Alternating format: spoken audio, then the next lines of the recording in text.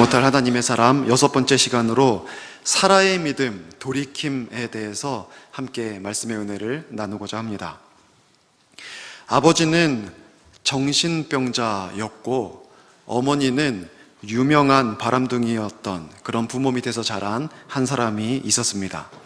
그는 불우한 환경 탓에 자라면서 학창시절에 3번이나 낙제를 했었습니다. 이 사람은 자살 충동에 항상 사로잡혀 있어서 스스로도 불 가운데 가까이 가지 않기로 금기를 스스로 가졌고, 높은 곳에 올라가지 않고, 또 물도 가까이 하지 않고, 뾰족한 것도 주변에 두지 않기로 작정을 했던 사람입니다. 그런 것만 가까이 있으면 자기가 정말 죽고 싶은 마음이 늘 들었기 때문입니다. 학교 선생님들이 이 학생을 싫어했습니다. 그래서 공개적으로 전교생 앞에서 너는 우리 학교의 수치다 라고 말했던, 그런 말을 들었던 사람이었습니다. 학교에 선생님들이 미워하고 뿐만 아니라 자신의 동기와 동급생들과 후배, 선배도 이 학생을 전부 다 싫어했습니다. 요즘 말로 하면 전교생으로부터 왕따를 당했던 그러한 사람이었습니다. 이런 성장기를 보내던 어느 날 이 사람은 결정적인 인생의 변화를 경험하게 됩니다. 자기가 자신의 삶을 되돌아보면서 이대로 살아가는 것은 도저히 안 되겠다라는 생각을 하게 되었고, 그 속에서 결국 자기가 어떤 사람이 되어야 될지를 메모지에다가 기록하고, 그 사건 이후로 그의 인생은 완전히 바뀌게 됩니다. 배다른 형제와의 관계도 달라지게 되고, 어머니를 용서하고 무조건적으로 사랑하게 되고, 자신의 미래를 위해서 철저히 준비하게 되고, 결국은 영국에서 최연소 국회의원에 당선되게 됩니다. 이 사람은 1953년에 노벨 문학상도 받습니다. 많은 사람들이 이분이 이 상을 받았는지 잘 몰라요. 그리고 이분은 영국 사람들이 가장 사랑하고 존경하는 사람이 누구냐라는 앙케이트 조사를 했을 때 아이작 뉴턴과 셰익스피어를 제치고 1위에 올라갔던 사람입니다. 많은 역사가들은 20세기에 가장 위대한 영웅으로 이 사람을 일컫습니다. 이 사람의 이름은 이미 여러분 짐작하시겠지만 윈스턴 처칠입니다. 영국의 수상을 지냈던 사람이죠. 그는 많은 사람들로부터 존경을 받는 사람이지만 그의 학창시절은 정말 어려웠습니다. 그런 부모님 밑에서 학교에서도 따돌림을 받고 자기의 미래를 위해서 준비하는 건 하나도 없이 자살 충동에 사로잡혔던 사람이 전 세계의 사람들로부터 사랑받는, 지금도 윈스턴 처칠의 명언들을 저도 종종 넘겨서 읽어봅니다. 그것만 읽어봐도 막 가슴이 뛰어요. 어떻게 이런 말을 했을까? 그런 생각들을 막 합니다. 근데 이렇게 이 윈스턴 처칠 같이 인생의 대역전을 이루어낸 사람들의 이야기를 듣다 보면 참 우리도 도전을 많이 받습니다. 나도 그렇게 좀 변화된 삶을 살 수 있겠구나. 우리들의 자녀를 볼 때에 우리의 자녀도 그래도 처칠이 어렸을 때보다는 낫지 않나. 그러면 이 아들도 좀 성장하면 훨씬 더 잘 쓰임받을 수도 있겠다. 이러한 기대를 갖기도 합니다. 우리도 달라질 수 있다는 자신감 생기죠. 그런데 그냥 달라지지 않습니다. 사람이 변화될 때에는 그 변화의 계기가 있기 마련입니다. 자기의 인생에 어떤 터닝 포인트가 있는 거예요. 그 터닝 포인트의 결정적인 경험이 그의 인생을 완전히 달라지게, 변화되게 하는 겁니다. 이 처칠은 어느 순간에 이렇게 더 이상 살 수 없다라는 생각을 하게 되었고, 그로부터 그 자신이 달라진 삶을 살게 되었습니다. 오늘 본문에도 그러한 한 사람이 등장합니다. 이 사람이 바로 사라라고 하는 사람입니다. 아브라함의 아내였죠. 이 사라 역시 이 처칠처럼 삶에 비슷한 터닝 포인트가 일어나는 사건으로 말미암아 인생이 달라진 사람입니다. 이 사라 역시 자신의 생각이 바뀌고 자신의 믿음이 바뀌고 그로 말미암아 인생의 변화를 이뤄내는 그러한 삶을 살아가게 되었던 겁니다. 오늘 사라의 성경의 이야기를 통하여서 우리의 인생도 어떻게 하면 달라질 수 있는지, 그리고 우리가 어떻게 신앙생활해야 될지를 한번 깊이 생각할 수 있는 시간이 되기를 바랍니다. 첫 번째로 우리가 살펴볼 것은요, 돌이키기 이전의 사라입니다. 그가 돌이킴은 회심이거든요. 마음을 바꾸기 이전에 사라가 어떤 사람이었는지를 살펴보기를 원합니다. 히브리서 11장 11절을 오늘 우리가 읽은 11절 후반부에 보면은 약속하신 일을 미쁘신 줄 알았다. 미쁘다는 말은 성실하다, 신실하다는 말인데 약속하신 이는 하나님이죠. 하나님을 보면서 하나님은 신실하신 분이다, 이거를 사라가 정확히 알고 믿었다는 거예요. 근데 처음부터 사라가 이거를 믿었던 사람이 아니었습니다. 창세기 18장에 가보면 아브라함이 자신의 장막은 텐트예요. 텐트 밖에서 있다가 세 사람이 길을 지나가는 모습을 봅니다. 그 세 사람이 지나가는 모습을 보자마자 아브라함이 굉장히 바빠졌어요. 갑자기 자리를 박차고 일어나서 그 세 사람에게로 달려갑니다. 달려 그 사람들을 끌어와서 집에 와서 발을 씻겨주고 거기에서 살찐 송아지를 잡아다가 대접을 합니다. 바깥이 시끌벅적한 거예요. 요즘처럼 방음 처리가 잘 돼 있는, 우리 교회는 방음 처리 참 잘 돼 있는 교회입니다. 이런 건물이 아니라 그냥 천조가리 속에 있어요. 그러면은 바깥에서 지금 벌어지고 있는 일들이 안에서 다 들리죠. 지금 남편은요 굉장히 시끄러운 거예요. 굉장히 바쁩니다. 막 뛰어다니고 있어요. 그리고 막 짐승을 잡아서 손님들을 대접하고 있습니다. 주변에서 아브라함이 바쁘니까 하인들도 덩달아서 굉장히 바빴겠죠. 그럼에도 불구하고 안주인인 사라는요 나와보지를 않습니다. 이 광경을 우리는 깊이 생각해야 돼요. 지금 사라는요 대인 기피증에 걸려 있는 겁니다. 그의 마음 상태가 그냥 일반인처럼 평범하지가 않아요. 그 속이 썩을 대로 썩어 있는 상태예요. 그러니까 사람을 안 만나고 싶은 거예요. 바깥에서 막 잔치가 벌어지고 있고 막 시끌벅적 난리가 나고 있는데 사라는요 천막 속에서 얼굴 한번 빼꼼 내다보지 않습니다. 이런 상태예요. 근데 이 세 사람이 아브라함이 하도 잘 대접해 주니까 결국 아브라함을 향한 하나님의 말씀을 들려줍니다. 이 아브라함을 위해서 보낸 하나님의 사자들이었거든요. 이 천사들이었는데 이 사람들이 얘기해 주는 게 뭐였냐면 당신에게 아들이 있을 겁니다. 이제 당신은 내년에 아들을 낳습니다. 이 말을 해준 겁니다. 여러분, 아브라함이 그 말을 들었을 때 사라가 역시 텐트 속에서 같이 그 말을 듣고 있어요. 숨어서. 그때 사라의 반응이 어땠습니까? 성경 보면은 18장에 보면은 사라의 반응이 어땠죠? 속으로 웃어요. 여러분, 속으로 웃는 게 뭡니까? 딱 알아요. 네. 속으로 하고 웃을 수 있는 사람은 없어요. 그죠? 속으로, 겉으로는 웃는 거는 웃을 수 있지만 속으로 웃는다는 것은, 이거는 저는 흉내도 못 내겠습니다. 속으로 웃는다는 거는요 비웃는다는 거예요. 그런 일이 어떻게 벌어질 수 있느냐? 말도 안 된다. 웃기지 마, 이겁니다. 웃기지 마. 어떻게 내가 아들을 낳아? 불신의 웃음이고 조소의 웃음입니다. 여러분은 왜 이렇게 사라는요 우울하고, 왜 이렇게 사라는 이 하나님의 약속의 말씀을 들으면서도 그 속에서 조소가 일어나고, 왜 이렇게 대인기피증에 걸려있고, 왜 이렇게 비관증에 사로잡혀 있을까요? 사라는요 그의 인생을 들여다보면서 그가 지금 이런 상태에 있는 거를 우리가 이해할 수 있어야 됩니다. 사라는요 그의 아버지가 일찍 죽었습니다. 아브라함하고 사라는 사촌지간인데, 이 아브라함의 아버지 데라는 사라 있었지만 사라의 아버지는 일찍 죽어서 어렸을 때부터 힘겨운 유년 시절을 보내게 됩니다. 그리고 나서 결국 아브라함과 결혼하게 되는데, 그러면은 결혼한 후에 결혼 생활이 행복해야 되는데 이 사라는 아기를 낳지 못하는 겁니다.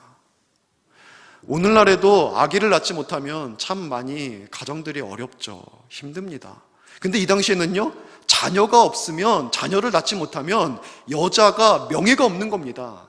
오늘날에는 이 물질주의 사회지만 이 당시에는요 사람들이 명예와 수치 문화였거든요. 명예를 잃어버린 사람은요 목숨을 끊어버리는 게 나아요.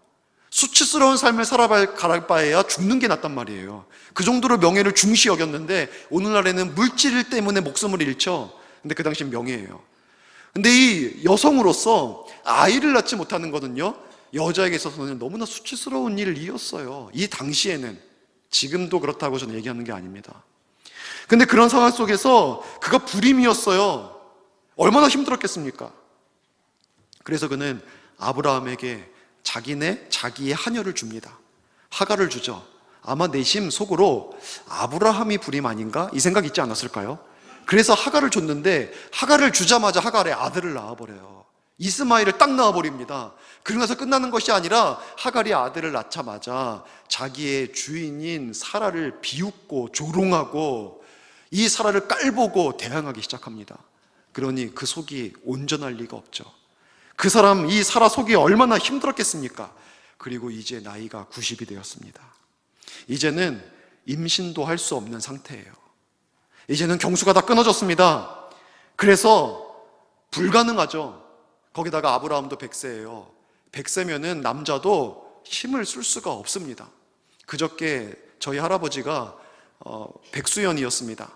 그러니까 원래 친할아버님은 돌아가셨고 친할아버님의 셋째 동생에게 저희 아버지가 양자로 들어가셨어요. 딸밖에 안 낳으셔서. 그래가지고 양자로 들어가셔서 이제 저희 할아버지죠. 근데 할아버지가 100세가 되셨어요. 근데 할아버님이 한 93세까지만 해도 저희 할아버님 이제 밑으로 자녀들 중에 3명이 목회를 해요. 저희 아버님이 하고 또 한 분이 하고 제가 이제 부목사로 있었죠. 근데 한 7, 8년 전만 해도 새 교회를 매주 돌아가면서 다니시는 거예요. 후손들 교회에 가보고 싶다고 계속. 만약에 뭐 7, 8년 전에 제가 우이중학교에 왔으면 저희 할아버님 얼굴을 여러 번 뵀을 겁니다. 3주마다 한 번씩. 근데 할아버님이 이제는 100세가 되셔서 어저께 가보니까 의자에 가만히 앉아서 움직이시지를 않더라고요. 그래서 할아버님한테 이렇게 대화를 여쭙는데 이제는 못 간대요. 못 움직이시는 거예요. 이제 걸으시지를 못하는 거예요. 사람이 100세가 되면은 이제 참 남자가 100세 어렵죠. 여자는 100세 좀 가시는 분들이 꽤 있지만 우리나라 1000명이 넘어요 이제 100세가. 그런데 정말 거동도 불편한 상태란 말이죠. 근데 아브라함이 그런 100세인데 자식을 낳는다는 거예요. 이거를 사라가 믿을 수가 있겠습니까? 사라는 지금 너무나 비참한 상황이에요. 그의 마음의 기쁨을 잃어버린 지 오래되었습니다. 기도를 했고 기대를 했고 기다렸지만 하나님께서 그의 가정에 아들을 주시지 않았어요. 그래서 사라는 지금 숨어 있는 겁니다. 사람 만나기가 싫은 거예요. 웃어도 조소밖에 안 나오는 겁니다. 여러분, 어떤 사람이 10년만 같은 상황 속에서 고통을 겪잖아요. 그러면 그 사람의 얼굴에 미소를 잃어버립니다. 아무리 밝고 아무리 명랑하고 아무리 많은 사람들에게 따뜻했던 사람이라고 할지라도 도저히 헤어날 수 없는 고통이 10년만 반복돼 보세요. 그거를 못 뚫어 나가고 너무 그 고난에 눌려 있으면 그 사람이 사람의 이 심성 자체가 변해버려요. 얼굴에 미소를 잃어버리고요, 사람들을 기피하게 됩니다. 이거 어쩔 수 없어요. 그게 인간이거든요. 지금 사라가 그런 상태예요. 그래서 결국 사라가 어떻게 됩니까? 자신의 경험과 상황, 환경 때문에 하나님의 약속의 말씀을 듣는데 그 약속의 말씀을 들으면서 불신하게 되는 거예요. 여러분, 이게 가장 큰 문제예요.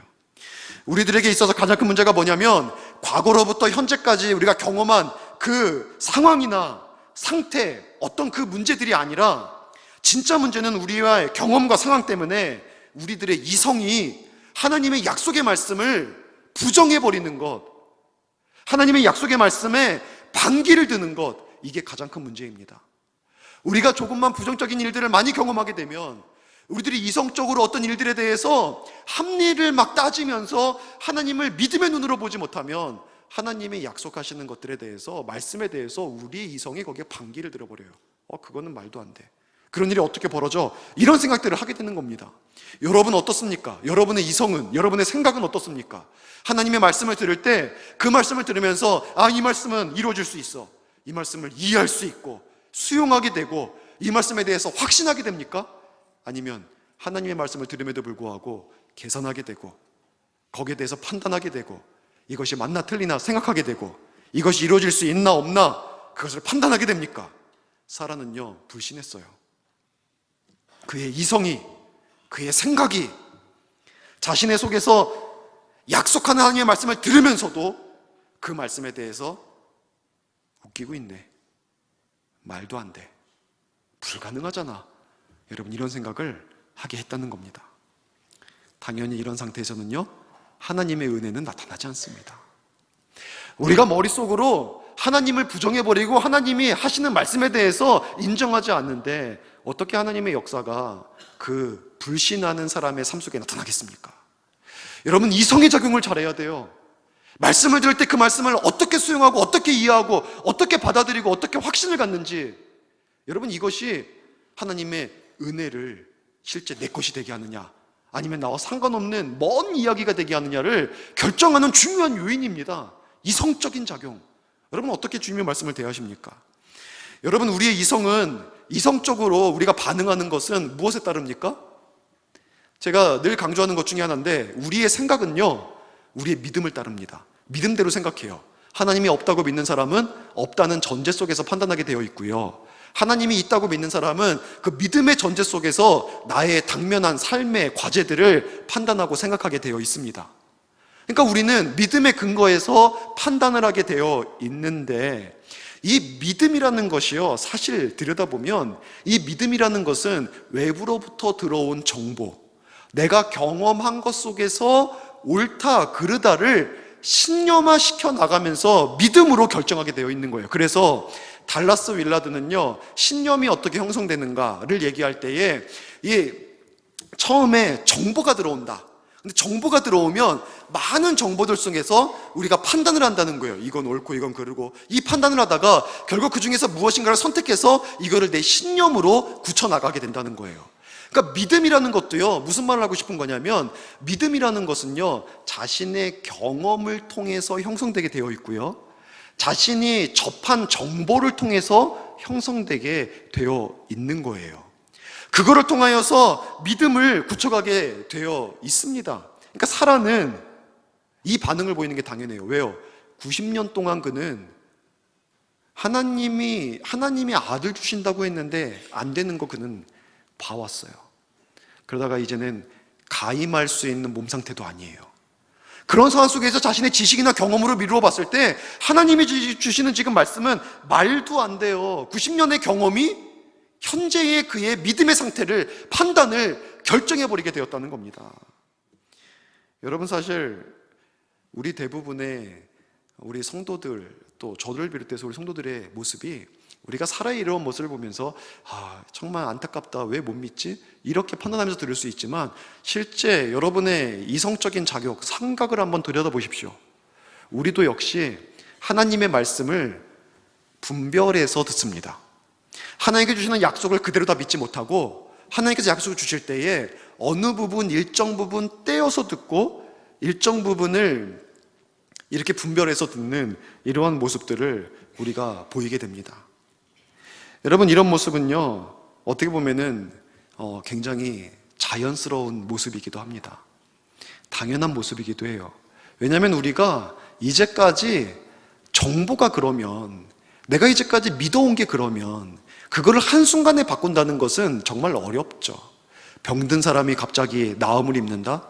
예수님 앞에 기도하면은 치료받을 수 있다? 이러한 얘기를 들었을 때 우리가 이제까지 의학적인 지식이 있는 사람들도 이 병을 고치는 것은 의학적인 도구지 믿음이 아니다, 우리가 그렇게 판단을 해버리면 우리 기도 받으러 오지도 않습니다. 그렇죠? 당연히 오지도 않습니다. 목사가 기도해 준다고 할 때에도 기도 받으면서, 목사니까 기도 받으면서 우리 속에서 이거 기도 받는다고 낫겠나? 이런 마음이 생깁니다. 그런데 어떤 사람은 그 말을 들으면서 믿음을 갖는 사람도 분명히 있죠. 심지어는 저도 이거는 병원 가야 된다라고 말하는데, 아니에요 목사님 기도해 주세요, 이런 분들도 있습니다. 예전에 이제 반복되는 얘기이지만, 예전에 한 자매가 반쪽을 못 썼어요. 오른쪽을 못 씁니다. 손도 못 움직여요. 근데 이 자매가 기도해 달라는 거예요. 목사님 기도해 주세요, 낫게 기도해 주세요.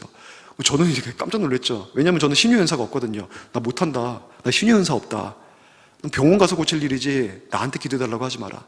근데 기도해 주세요, 목사님 기도해 주면 나을 것 같아요. 아니야, 잘 생각해봐, 병원 가, 기도해 주세요.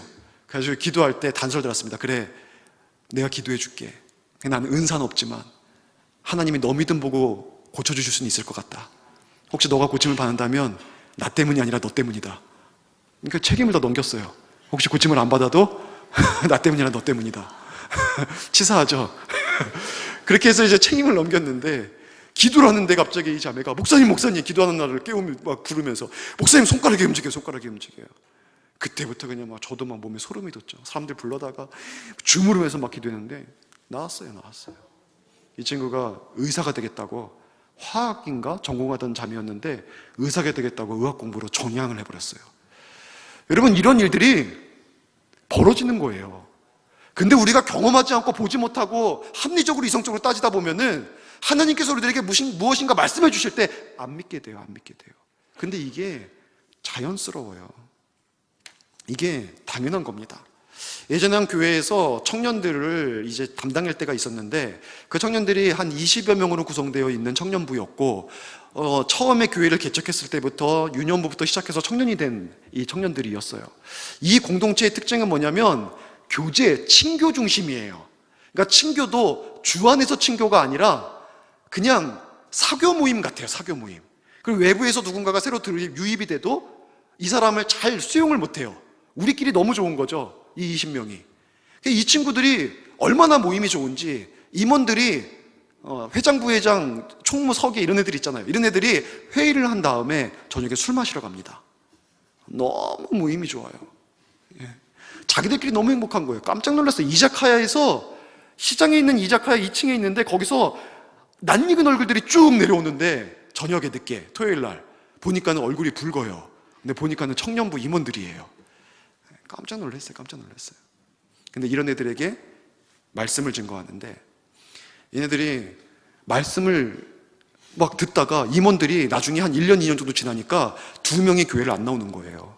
그래가지고서는 쫓아가가지고 너 왜 교회 안 나오냐? 라고 물어보니까 얘네들이 하는 말이 뭐였냐면, 목사님, 말씀이 무서워서 못 가겠습니다. 이런 얘기를 하는 거예요. 무슨 말이냐? 이전에는요, 그냥 교회에서 신앙생활해도 내 마음대로 살 수 있었고, 나는 그렇게 예배를 드려도 말씀이 나한테 부딪히는 건 없었는데, 요즘은 말씀을 들을 때마다 내가 그 말씀에 비추어 내 모습을 보면은 나는 진짜 잘못 살아왔고, 이대로 살다간 죽을 것 같고, 하나님이 나를 심판하실 것 같고, 나는 아직도 거듭난 사람이 아니고, 난 두려워서 못 가겠습니다. 이러는 거예요. 걔네들 끌어다가 계속 앉혔죠.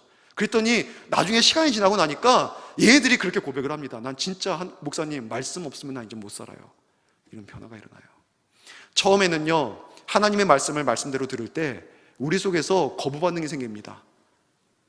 우리가 믿음이 없으면 거기에 대해서 불신도 생기고요, 비웃음도 생길 수 있습니다. 말도 안 돼, 거짓말이야. 어떻게 그런 일이 벌어져? 그거는 목사님이니까 하는 말이지 실제 우리 삶은 그렇게 살 수가 없어. 이런 생각들이 우리 속에 막 들어옵니다. 왜냐하면 우리는 그렇게 살아왔으니까.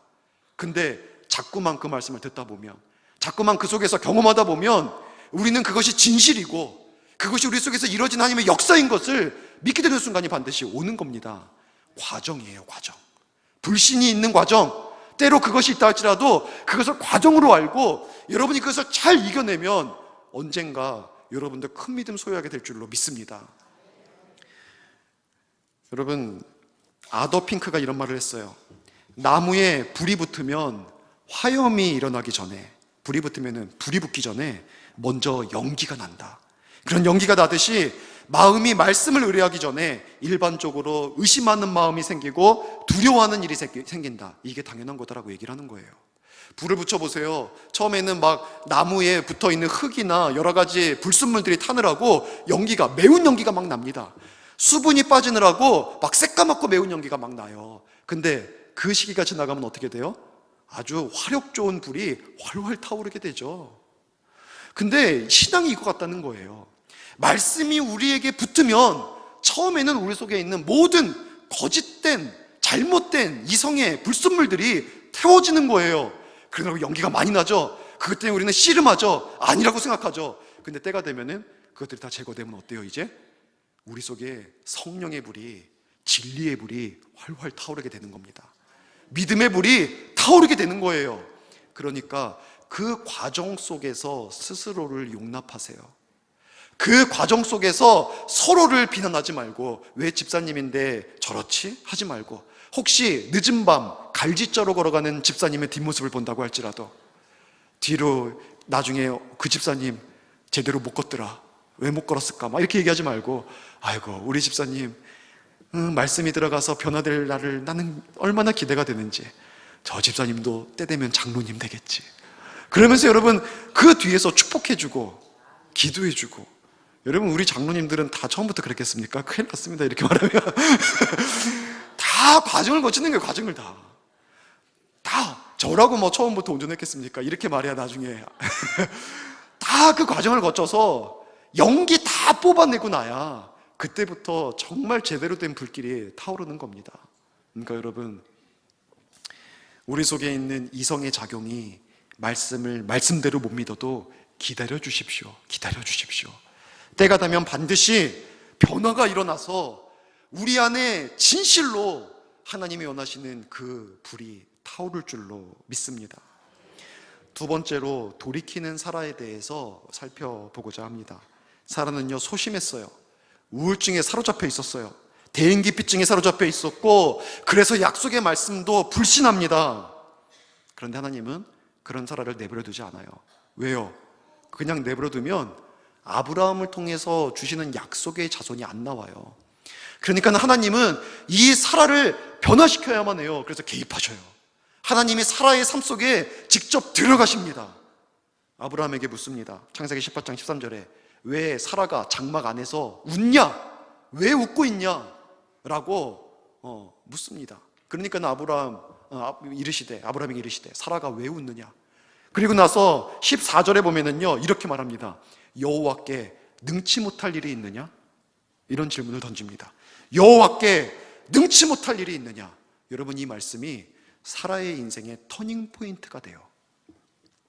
이 말씀에 결정적인 영향을 줍니다. 이 말씀 때문에 변화가 일어납니다. 이것이 어떤 변화를 일으켰냐면, 사라는 지금 뭘 들은 거였냐면 원래 처음에 약속을 들었습니다. 하나님께서 아들을 주시겠다는 약속, 복이죠. 근데 그 약속, 복의 약속을 들었을 때에는 불신이 막 나오는 거예요. 근데 그의 시선이 어디로 향하게 됩니까? 여호와께 능치 못함이 있느냐? 하나님께 향하게 돼요. 이게 미묘한 차이인데, 하나님의 약속이 아니라 하나님께 시선을 돌리는 순간 그의 내면에 변화가 일어나요. 그의 생각이 완전히 바뀝니다. 그리고 나서 그가 이제 믿음의 사람으로 변화가 일어나게 된 겁니다. 이게 터닝 포인트예요. 약속은 이거였죠. 90세 때 아들을 낳으리라. 근데 이건 못 믿겠어요. 근데 하나님은 능치 못함이 없다. 하나님의 성품, 능력 바라보게 했어요. 그리고 나니까 그의 시선이 바뀌면서 그의 생각이 완전히 바뀐 거예요. 여러분, 같은 말이라고 할지라도 누가 했느냐에 따라서 그 말이 이루어지고 안 이루어지고가 완전히 달라지는 겁니다. 제가 한 명을 저는 유일하게 과외를 딱 한 번 했어요. 이 아이를 과외한 다음에 나는 과외는 못하겠다. 왜 그랬냐면, 과외를 하려도요, 똑똑한 애를 하는 게 참 좋습니다. 공부를 못해도 똑똑한 애는 알아듣고 성장을 해요. 근데 이제 그것도 아니면 열심히 가르쳐도 힘들더라고요. 얘가 그랬어요. 초등학교 2학년짜리인데 아버지는 좀 중견기업에 초등학생을 과외했어요. 근데 아버지는 중견기업에 이제 좀 높은 지위를 가지고 있었고, 많은 사람들을 접대하는 일들을 주로 담당했던 분이었습니다. 근데 이 아들이 아버지가 늘 전화로 하는 말을 들었던 거예요. 그러니까 저한테 하는 말이 뭐냐면, 가르치고 있으면 아이고 우리 선생님 언젠가 내가 대접해야 되는데 이런 얘기를 하는 거예요. 초등학교 2학년짜리 언어가 아니죠. 선생님 제가 언젠가 꼭 대접하겠습니다. 이런 얘기를 하고 있는 거예요. 그래서 가르치다가도 이게 웃어야 될지 이걸 울어야 될지 막 이런 생각이 들더라고요. 이 아이가 저를 대접했겠습니까? 그냥 말이에요. 아버지한테 들은 말. 그리고 아버지가 얘기를 하죠. 선생님 다음 주에 제가 대접하겠습니다. 이 아버지는 대접했겠습니까? 안 했겠습니까? 하죠. 똑같은 말이라도요, 누가 했느냐에 따라서 그 말이 이루어지는 게 다른 거예요. 하나님께서 하나님의 말만 봤을 때에는 그 말만 두고 판단하면 이건 이성적으로 반발이 생겨요. 근데 그 말을 누가 했냐? 하나님이 했다. 그 순간에 그 생각이 확 바뀌어버리는 거예요. 사람은요, 사소한 것 때문에 머리가 확 튀어요.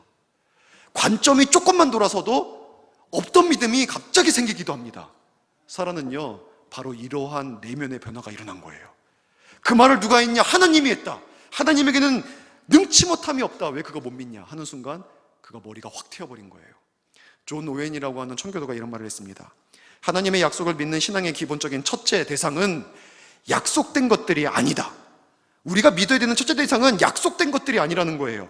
진리와 믿부심과 전능성 등 본질적인 탁월성을 가진 하나님 자신이 믿음의 기본적인 제일 대상이다. 여러분, 우리는요, 약속을 믿는 것이 아니라 하나님을 믿어야 된다는 거예요. 하나님을 믿으면 하나님이 하신 약속이 당연히 따라옵니다. 근데 약속만 바라보면 우리는 굉장히 기복적인 신앙이 되고, 어떻게 보면은 이 약속 때문에 하나님도 부정합니다. 왜냐하면 그 약속이 안 이루어지면 하나님을 원망하는 거예요. 하나님 왜 안 해주세요? 하나님 안 계신 거 아니에요? 나를 혹시 안 사랑하시나요? 이러면서 우리는 하나님을 부정하게 돼요. 오히려 우리의 믿음의 첫째 대상은요, 하나님이 내게 어떤 복을 주실 것이다, 그거 바라보고 나오는 것 이전에 하나님 자체, 전능하시고 신실하시고 영광스러우시고 선하신 그 하나님을 믿는 믿음, 이것이 우리들의 첫 번째 믿음이어야 합니다. 여러분, 이 믿음을 소유하시기 바랍니다. 오늘 읽은 본문에서 사라는 무엇을 믿었습니까? 11장 11절 다시 보니까 이는 약속하신 일을 미쁘신 줄 알았다라고 얘기해요. 약속하신 이는 하나님이시고 미쁘심이라는 것은 아까도 말했지만 신실함과 성실함입니다. 하나님이 신실하다, 성실하다, 이걸 믿은 거예요. 여러분, 성실과 근면의 차이 아시죠? 근면은 뭐예요? 부지런한 것이 근면입니다. 근데 많은 사람들이 성실도 부지런이라고 생각을 해요. 성실은요, 부지런이 아니에요. 성실은요, 말한 대로 지키는 게 성실입니다. 사람은 이거 진짜 힘들어요. 말한 대로 사는 사람이 얼마나 드뭅니까? 호언장담을 하죠. 호언장담을. 나는 이렇게 한다, 나는 정말 하나님 앞에서 이렇게 살 거다, 호언장담을 하는데 그렇게 말한 대로 살아가는 사람은 드물어요. 근데 하나님은요, 미쁘셔요. 하나님은 말한 대로 합니다. 하나님은요, 말씀하신 대로 반드시 역사하시는 분이세요. 사라는요, 이걸 믿은 거예요. 하나님은 미쁘시니 하나님의 약속의 말씀은 당연히 이루어지는 거구나, 내가 이걸 왜 의심했지? 여러분, 그런 마음을 갖게 되었다는 겁니다. 하나님의 말씀 듣다 보면 정말 어려운 거 있죠. 누가 시대에 그런 말을 믿나 하는 거 나옵니다. 그러나 여러분, 믿으십시오. 믿으십시오. 믿으면 반드시 하나님의 역사가 나타납니다. 그때 그게 믿기 어려울 때 우리는 하나님 바라보는 거예요. 하나님. 사람의 시각으로 볼 때 이해 안 되는 많은 성경의 얘기들이 있어요. 그때 우리는 하나님 바라보는 거예요. 동정녀 탄생? 이게 어떻게 이루어지지? 하나님이 하셨다 그러면은 하나님이 당연히 하실 수 있지, 왜 못합니까? 죽은 자도 살리시는 분인데, 없는 곳에서 무에서 유를 창조하시는 분인데, 이 세상 만물을 창조하신 하나님께서 못할 게 뭐 있어요? 하나님 바라보면 안 될 게 없는 거예요. 하나님을 하나님으로 믿는 순간 우리들의 내면에 있는 모든 불신앙이 사라져버리는 거예요. 여러분, 이 은혜가 정말 여러분 가운데, 저 가운데 있기를 축원합니다. 우리는 하나님을 더 깊이 알아야 되고 정확히 알아야 되고 많이 알아야 합니다. 그것이 알아갈수록, 믿을수록 신앙의 능력이 달라지고 신앙의 은혜가 달라지는 겁니다. 성부를 알아야 되고 성자를 알아야 되고 성령을 알아야 됩니다. 말씀을 통해서 주신 하나님에 대해서 알아야 합니다. 그리고 믿어야 합니다. 그 믿음이 우리를 살립니다.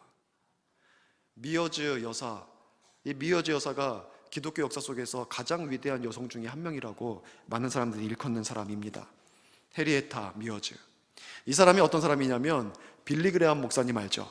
이 빌리 그레함 목사님도 말씀을 읽으면서 온갖 불신과 의심 속에 사로잡혀 있을 때 이 헤리에타 이 미어즈 여사를 만나면서 그가 모든 것에 대한 답을 얻습니다. 그리고 나서 설교를 하는데 설교의 복음이 생생하게 증거되고 그의 설교를 듣는 수천 명의 사람들이 다 회심하는 역사가 나타나는 위대한 복음 전도자가 되었는데, 그 사람을 복음 전도자로 세운 사람이 미어즈 여사입니다. CCC 알죠? 대학생 선교회. 이것을 창설한 사람 빌 브라이어트 박사가 있는데, 이 사람도 이 미어즈 여사를 통해서 예수님을 영접합니다.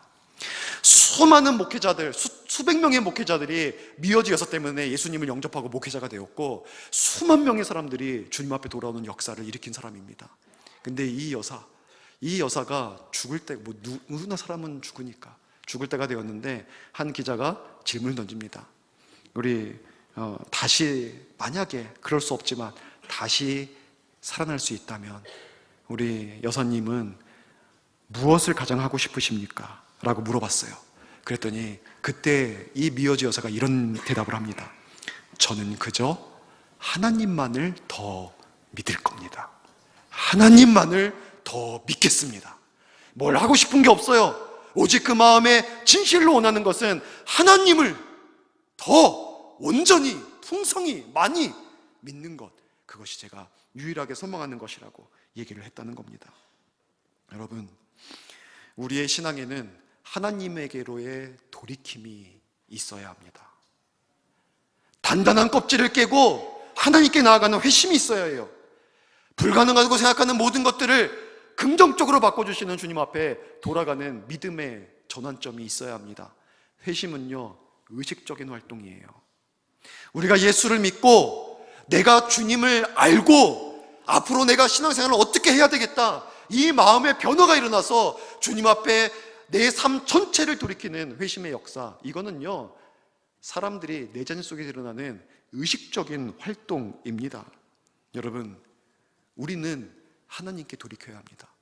하나님께로 돌아서십시오.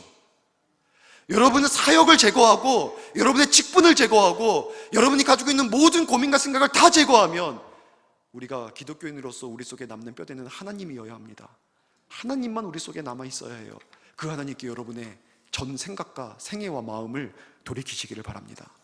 여러분, 이제 마지막으로 돌이킨 결과를 간단하게 살펴보겠습니다. 사라가 돌이키니까 어떻게 됐습니까? 11장의 11절 처음에 보면은 그는 단산하였으나, 이미 아기를 낳을 수 없는 상태가 된 거예요. 단산하였으나 잉태할 수 있는 힘을 얻었다 그래요. 잉태할 수 있는 힘을 얻었다. 여러분, 아담과 하와의 타락의 결과로 여성에게 주어진 벌이 무엇입니까? 많은 사람들이 출산의 고통이라고 생각을 하는데 성경에는요, 잉태의 고통이라고 써 있어요. 우리가 죄로 말미암아서 임신하는 게 어려워졌고요, 임신하고 나서도 이게 아들이냐 딸이냐 갖고서는 주변에서 말이 많아서 그것 때문에 심적인 고통을 겪고요, 책임을 막 전가받고, 또한 우리가 임신하고 있는 동안에 또 막 입덧 때문에 고생을 하고 밥도 잘 못 먹고 우울증에 사로잡히고, 잉태하는 것이 큰 축복인데도 불구하고 이게 고통이 돼버렸어요. 근데 이 문제를 해결해 주시는 거예요. 그래서 사라가 잉태를 하고 90세인데 아들을 낳습니다. 뿐만 아니라 아브라함도 힘을 얻습니다. 100세인데 이 아들을 낳은 다음에 아브라함이 힘을 얻어서 후처를 듭니다. 그들라라고 하는 후처를 듭니다. 창세기 25장 1, 2절에 보니까 그들라를 통하여서 아들을 많이 낳아요. 시므란도 낳고 욕산도 낳고 무단도 낳고 미디안, 이스박, 수아. 몇 살 때요? 100세 넘어서. 굉장한 겁니다. 우리 아내들이 사라 같았으면 좋겠죠. 믿음 좀. 굉장한 겁니다. 허다한 별과 히브리서 11장 12절에 보면은 해변의 무수한 모래같이 많은 후손을 번성하게 하는 이 축복을 주신 겁니다. 근데 여러분, 가장 놀라운 변화가 뭐냐면 창세기 이 21장 6절 여기 보면은요, 이런 말씀이 있습니다. 사라가 이르되 하나님이 나를 웃게 하시니 듣는 자가 다 나와 함께 웃으시리로다. 여러분, 사라에게 일어난 가장 결정적이고 중요한 변화가 뭐입니까? 조소하고 비웃고 절망했던 그가 하나님이 회복시켜 주시는 웃음을 그 마음에 품게 된 거예요. 진짜 기쁨이 그 내면에서 흘러나오게 된 겁니다. 행복한 거예요. 감격스러운 웃음으로 그의 비웃음이 변화가 되었습니다. 여러분, 이게 신앙생활의 가장 큰 은혜입니다. 우리가 믿고 살아가다 보면 하나님이 우리에게 주시는 가장 큰 은혜는 우리들에게 웃음을, 거룩하고 기쁘고 행복한 웃음을 회복시켜 주시는 것, 이것이 바로 신앙생활하는 가장 외면적으로 중요하고 결정적이고 커다란 변화의 은혜입니다. 여러분, 믿음은 참 좋은 거예요. 신앙생활은 참 기쁨이 넘치는 겁니다. 우리가 하나님 앞에 나와서 지성소에 들어와서, 이것은 대제사장 말고는 들어올 수가 없었어요. 주님의 임재 아래 예배를 드릴 수 있다는 게 이게 얼마나 큰 축복입니까? 하나님의 거룩한 임재 속에서 주와 더불어 동행하며 살아갈 수 있는 은혜, 그래서 우리 속에 이미 하나님의 나라 천국이 시작되었는데 얼마나 기쁜 일입니까? 여러분, 이 은혜를 정말 누리면 안 웃을 수 없어요. 안 기쁠 수 없어요. 내면에 기쁨이 충만한 거예요. 여러분, 제주도만 가도 얼마나 행복합니까? 안 그래요? 우리가 좀 삶에 치여서 많이 바쁠 때 쿠팡 같은 사이트 들어가가지고 제주도 숙박, 제주도 먹거리, 제주도 항공권, 갈 것도 아니면서 싸네, 이 정도면 가도 되겠다, 갈 것도 못하면서 여기 펜션 좋네, 여기 먹거리 맛있겠네, 백종원의 3대 천왕 이런 데 나오면 좋네. 여러분, 근데 그것만 해도 막 기분 전환이 되죠. 막 행복하고, 그래 다음에 가자, 가면 안 되지, 이래도 또 할 맛이 납니다. 일할 맛이. 바다를 좋아하는 사람은요, 그냥 가까운 바다만 가도 행복해요. 산 좋아하는 사람은요, 산 등산하면서 시름을 잊습니다. 근데 여러분, 신앙생활하면서 왜 기쁨이 없습니까? 우리가 정말 하나님을 만나고 하나님의 기도의 응답을 받고 하나님의 임재 속에 거하고 이 땅에서부터 하나님의 천국을 누리며 살아가면은 우리 내면에 기쁨이 회복되는 거예요. 너무 행복한 거예요. 이 은혜가 있는 겁니다. 여러분, 요즘 제가 참 많이 듣고 있는 것은요, 우리 교회가 참 밝아졌다. 이 얘기를 참 많이 듣고 있어요. 갑자기 우리 최 목사님이 2부 예배 찬양 인도하잖아요. 기타는 안 치지만 찬양 인도를 하는데, 찬양 인도하고 나서 오늘 갑자기 몇 주 전에 저한테 오더니, 목사님 하더니 너무 좋아요, 너무 좋아요. 순수해요, 사람이. 저보다 나이 뭐 많이 안 어린데 순수해요, 순수해요. 진짜 막 목사님 너무 좋아요 이러면서 오는 거예요. 그래서 뭐가 좋냐 그랬더니, 앞에서 찬양 인도를 하는데 성도님들 얼굴에 너무 밝은 웃음이 가득하대요. 그거 보면서 막 신앙생활 하는데 행복하대요. 본인이 그 모습 보니까 막 감격스럽대요. 우리 교회 분위기가 막 밝아지는 모습들이 좋다는 거예요. 제가 이런 말을 우리 목사님 통해서 듣는 거 그게 전부가 아닙니다. 장로님들도 얘기하고 우리 지소님들도 저한테 얘기를 해요. 교회 분위기가 너무 밝아졌대요. 너무 좋대요. 식당에 요즘 가면은 앉을 자리가 없습니다. 그 앉을 자리가 없어가지고서는 이렇게 다시 올라왔다가 다시 내려가고, 이걸 한 2번 반복해요. 그러면 이제 그제서야 자리가 생기더라고요. 근데 한 장로님이 이런 얘기 하시는 거예요. 이건 너무 좋은 일입니다. 너무 좋은 일입니다. 이런 얘기. 식당에 앉을 자리 없어서 막 본당에서도 국수 먹고 이런 날 오면 좋겠네요. 그건 안 되겠죠? 큰일 날 소리죠. 여러분, 막 그렇게 밝아지는데 저한테 공을 돌리더라고요. 목사님이 오셔서 우리 교회가 이렇게 달라졌어요 라고 하시는데, 아닙니다. 이거는 저 때문에 달라진 게 아니라 여러분이 하나님의 은혜를 경험하고 있는 거예요. 그죠? 하나님이 여러분 개개인에게 특별히 은혜를 경험하게 하고 말씀해 주시고 역사해 주시니까, 제가 웃으라고 해서 웃겠습니까? 장경동 목사님이 와서 웃겨도 안 웃었다면서요. 우리 교회가 장경동 목사님이 자존심 상해서 갔대요. 내가 웃기는데 안 웃는다고. 그런 교회인데 장경동 목사님은 코미디언 아닙니까? 저는 웃기는 사람이 아니에요. 그럼에도 불구하고 우리 교회가 밝아지는 거는요, 하나님이 하시는 일입니다. 은혜가 있는 거죠, 은혜가. 진짜 은혜가 있는 교회니까 미소가 회복되는 거예요. 당연한 겁니다, 당연한 거예요. 여러분, 이러한 때에 여러분 진실로 여러분의 마음을 회심해서 주님께 온전히 향하세요. 얼마나 좋은 계기입니까? 제가 얼마나 탁월하냐 이거 아니에요. 저도요 압니다. 지금 허니문 기간이에요. 우리 어제 결혼한 우리 이상일 박은정 자매 얼마나 둘이 행복하겠습니까? 근데 여러분 이런 말 하죠. 좋을 때다. 그죠? 그때는 얼마나 좋겠냐. 좋을 때다. 이런 말 하지만 그 말 뒤에는 뭐예요? 한 10년쯤 돼봐라. 이게 너무 우리 속에서 당연히 나온단 말이죠. 제가 뭐 저주하는 거 아닙니다. 10년, 저는 한 17년 됐는데 지금도 행복해요. 지금도 아내 보면 가슴이 막 뜁니다. 네. 근데 죄송합니다. 예, 그럴 수 있어요. 근데 여러분, 허니문 기간이니까 서로 좋은 거예요. 우리가 이때 얼마나 좋은 기회입니까? 이때 여러분, 우리가 마음을 돌이켜서 하나님 앞에 예배를 회복할 수 있는 좋은 시간입니다. 이때 마음을 돌이켜서 우리의 기도를 다시 회복해서 주님 앞에 기도드릴 수 있는 좋은 타이밍이에요. 이때 여러분이 이제까지 잃어버렸던 신앙의 모습들을 회복해서 마음을 돌이켜서 하나님 앞에 다시 믿음으로 설 수 있는 중요한 시간입니다. 찬양대로 헌신하셨던 분들, 못하셨던 분들 헌신하십시오. 교사로 못하셨던 분들 다시 헌신하십시오. 예배를 회복하고 제가 금요기도에 막 영성축제할 때 110명까지 막 올라가다가 요즘 좀 떨어졌어요. 어디가 계신 겁니까? 에스겔 기도회를 하는데 이번 주에 저 멀리서 택시 타고 오신 분들, 막 택시 타고도 오는데 엎어지면은 코 닿을 곳에서도 안 나와요. 이건 뭡니까?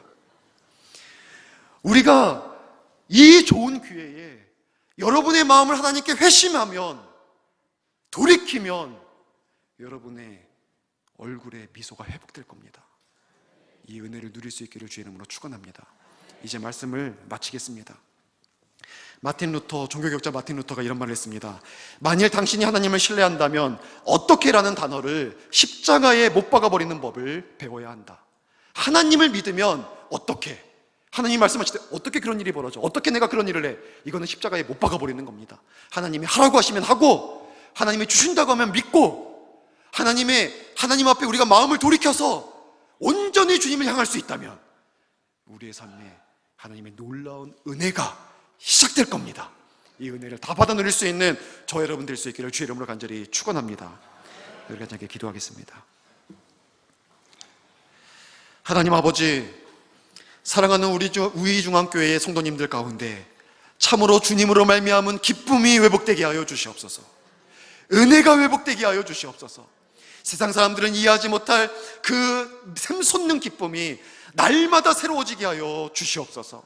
이것을 위하여 하나님, 우리의 마음이 주님을 향하여 돌이키게 하여 주셔서 우리가 의식적으로 주님을 향하여 예배를 회복하게 하시고 직분과 사역을 회복하게 하시고 우리의 신앙생활을 주님께로 돌이키게 허락하여 주셔서 하나님 아버지, 이 땅에서부터 진실로 천국을 누리고 정말 이 땅에서부터 우리 우이중앙교회에서 신앙생활함으로 말미암아 참으로 우리 속에서 샘솟는 기쁨을 날마다 누려갈 수 있는 저희 모두가 되게 하여 주시옵소서.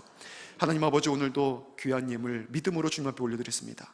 감사헌금 11조, 주정주일헌금, 여러 목적헌금 올려드렸습니다. 주님 앞에 더 많이 드릴 수 있는 믿음과 여건 허락하여 주셔서 드림의 기쁨도 누리게 하시고 이 드려진 예물들이 쓰여질 때에 진실로 주님 친히 축사하여 주시사 이것이 쓰고도 남는 역사로 나타나게 하여 주시옵소서. 우리 교회가 생명을 살리고 키우고 치유하기 위해 해야 될 일이 너무나 많이 있습니다. 물질적인 축복을 우리 모두에게 허락하여 주셔서 주님의 일에 쓰고도 남는 역사가 참으로 기적이 우리 우이중앙교회 가운데 나타나게 하여 주시옵소서. 하나님, 오늘 드릴 때 참으로 수고하고 울며 땀 흘리며 하나님 앞에 주신 이 열매들을 올려드렸습니다. 그들의 눈물, 기도 제목, 마음의 소원 주님 기억하여 주시사 그들의 삶에 큰 축복이 하나님으로부터 말씀에 약속하신 은혜들이 있게 하여 주시옵소서. 이번 한 주간 동안에도 주님께서 동행하여 주시사 어디에서 무엇을 하든지 참으로 우리가 어떻게라는 모든 의심은 십자가에 못 박아버리고 하나님께 순종함으로 말미암아 우리들의 삶 속에 기쁨이 회복된 한 주가 되게 하여 주시옵소서. 감사드리며 예수님의 이름으로 기도드렸사옵나이다.